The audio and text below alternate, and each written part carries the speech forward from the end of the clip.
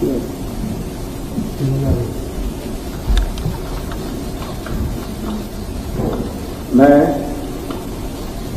चंपई सोरेन ईश्वर की शपथ लेता हूं कि मैं विधि द्वारा स्थापित भारत के संविधान के प्रति सच्ची श्रद्धा और निष्ठा रखूंगा।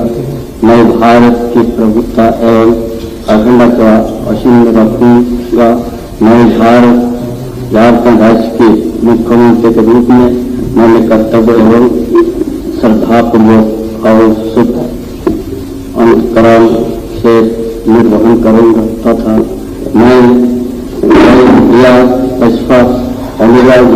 देश के बिना सभी सरकार के लोगों के प्रति संविधान और विधि के अनुसार न्याय करूंगा।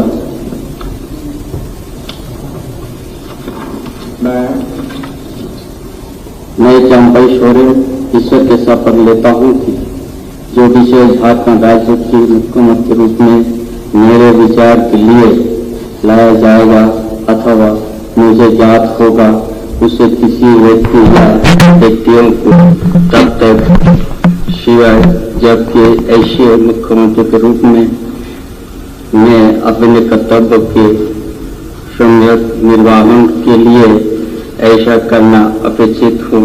मैं प्रत्यक्ष अथवा अप्रत्यक्ष रूप से संचित या प्रकट नहीं करूंगा।